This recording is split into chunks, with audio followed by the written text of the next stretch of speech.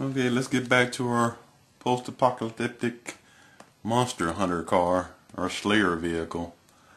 Um, I'm going to use a red and black on all of my monster hunter vehicle, or slayer cars, or slayer vehicles. Build more than one. These are a lot of fun to build, these slayer vehicles, these science fiction, these different science fiction movies. I painted this red flooring here, red, using red and black. What I'm decided the colors for this particular Monster Hunter car. I painted this with red and flat and glossy red to give it a sort of a vinyl look. Now, when you want to paint your own car using the paintbrush, paint the red with, also to get out the paint strokes from the paintbrush, all you do is sand it using 400, 600 grit sandpaper. Just sand it out. Just paint it and resand it using the paintbrush. It comes straight out. And you put a clear right over top of it, and all those paint strokes that you had in from your paintbrush will go away. All you do is sand it. Use a 400 or 600 grit sandpaper. I did this painting this way. I'm trying to get a certain texture and a certain look for this red, for this flooring. Just giving a vinyl look, like they put a floor, decided to use this vinyl, put it down on the ground, just like they did on the seats itself.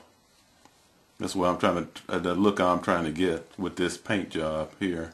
They're using this red, using the glossy and flat red.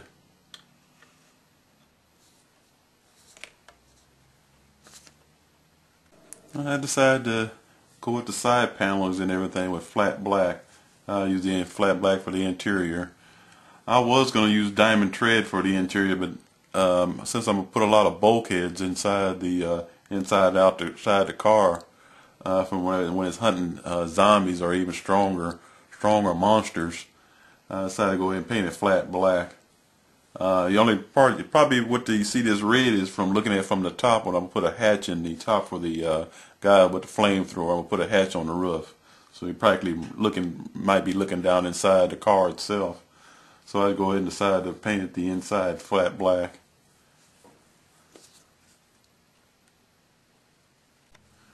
Okay, on the driver's side of the car, I'm going to put the searchlight.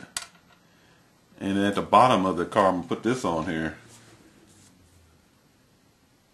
I'm going to put this wheel to attach to the bottom of the inside of the searchlight, so the driver can actually turn the searchlight too from the inside of the car.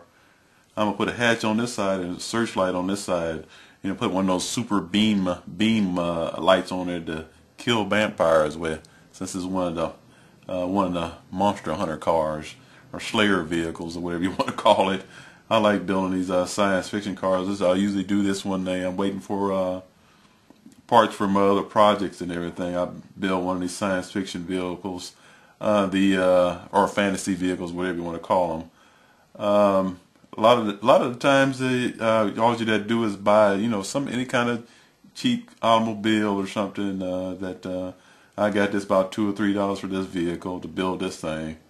So I decided to switch it into a science fiction vehicle, a Monster Hunter car.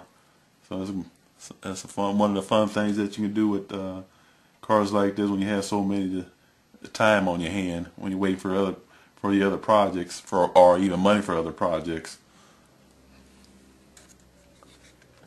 Okay, let's get back to it. What I was trying to say is you want to use wet or dry 400 or 600 grit sandpaper. So I'm trying to make this look like vinyl, the seat and the flooring here.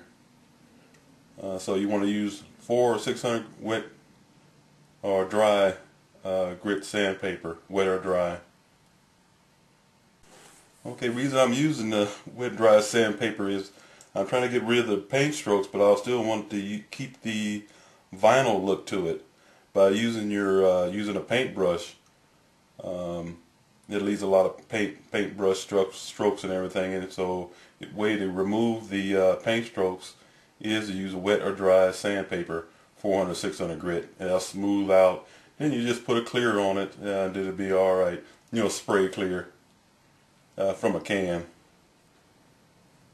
This is what's good about building a science fiction car, my post-apocalyptic monster slayer car.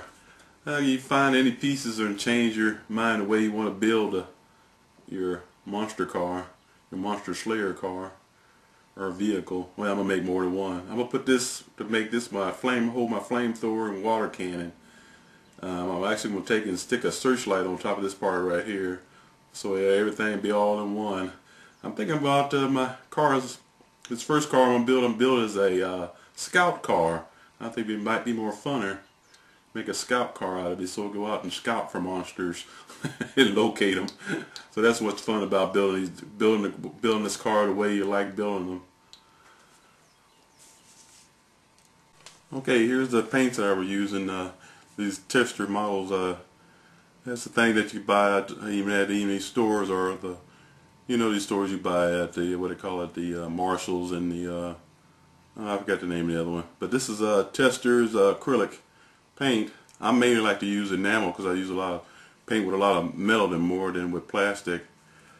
Even with this acrylic paint, you can actually buff it out. Using the 400, 600 grit sandpaper, wet or dry, and buff out your paint strokes from your paintbrush. So this is kind of fun to use. This is simple, not cost that much and everything.